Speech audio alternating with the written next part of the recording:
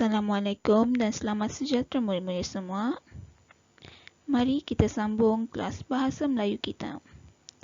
Hari ini, kita akan teruskan unit 14, Hidup Berbakti.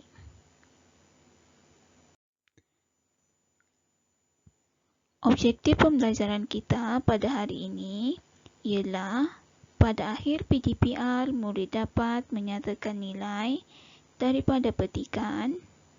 Manakala, kriteria kejayaan kita pada hari ini adalah pada akhir PDPR, murid berjaya mengenal pasti dan menyatakan nilai daripada petikan dengan tepat. Seperti dalam kelas sebelum ini, kita sudah pernah belajar mengenai nilai murni. Nilai murni adalah perkara atau perbuatan baik yang dilakukan oleh seseorang. Sebagai contoh, kasih sayang, amanah, bekerjasama, cekal, dan banyak lagi. Untuk kelas hari ini, kita akan mencari nilai murni yang terdapat dalam petikan. Petikan kita pada hari ini bertajuk Berbakti Demi Anak Bangsa. Mari kita baca bersama-sama. Sudah sedia? Mari kita mulakan. Berbakti demi anak bangsa. Selepas tamat belajar di Universiti Pendidikan Sultan Idris, Cikgu Muzalfa menunggu surat tawaran kerja. Beliau berasa gembira apabila menerima surat itu selepas membuat permohonan. Cikgu Muzalfa mendapat tawaran mengajar di Sarawak. Beliau akan mengajar di Sekolah Kebangsaan Kampung Petanak Mukah. Beliau telah dihantar oleh keluarganya ke lapangan terbang antarabangsa Kuala Lumpur. Beliau akan berjauhan dengan keluarganya. Setelah sampai di sekolah itu, Cikgu Muzalfa disambut dengan mesranya oleh penduduk kampung. Beliau mengajar murid dengan penuh kasih sayang. Oleh itu, semua murid suka akan Cikgu Muzalfa. Cikgu Muzalfa amat mementingkan kejayaan muridnya. Jadi, beliau mengajar mereka dengan sungguh-sungguh. Akhirnya, banyak murid telah berjaya dalam peperiksaan. Murid-muridnya berterima kasih kepada Cikgu Muzalfa. Bagus semua, bagi yang masih belum boleh membaca dengan lancar, kamu hendaklah rajin-rajin membaca di rumah supaya boleh membaca dengan lebih lancar lagi. Petikan ini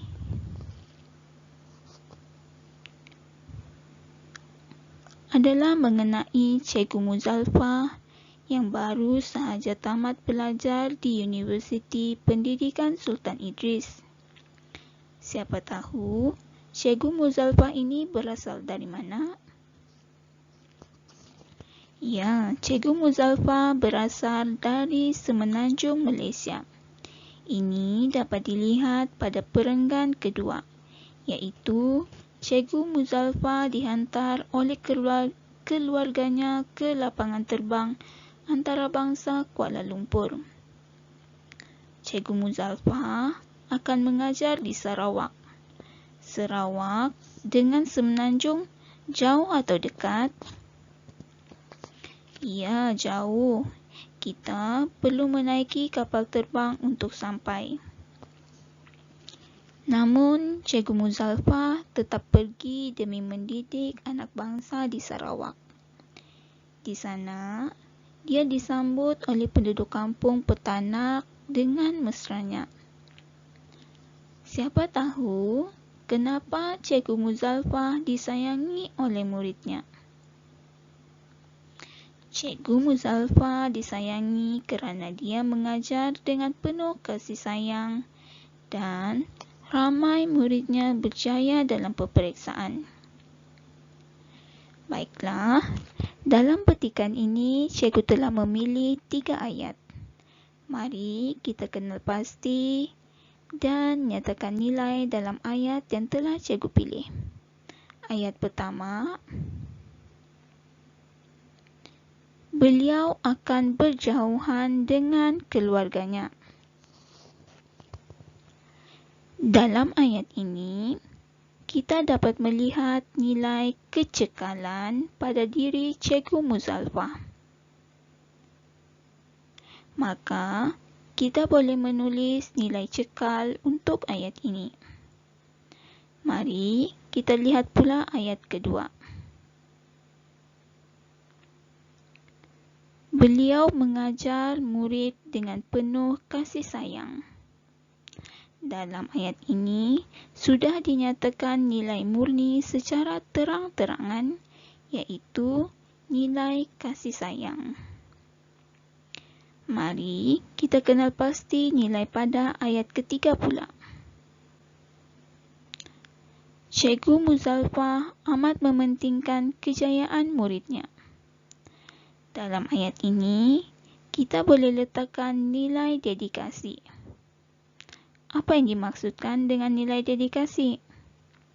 Dedikasi bermaksud berusaha bersungguh-sungguh untuk mencapai sesuatu. Dalam konteks ini, kita dapat melihat Cikgu Muzalfa berusaha bersungguh-sungguh supaya anak muridnya mencapai kejayaan. Mari kita imbas kembali nilai-nilai yang telah kita kenal pasti. Untuk ayat pertama, nilainya adalah cekal. Untuk ayat kedua pula, nilainya adalah kasih sayang. Dan nilai untuk ayat ketiga adalah dedikasi.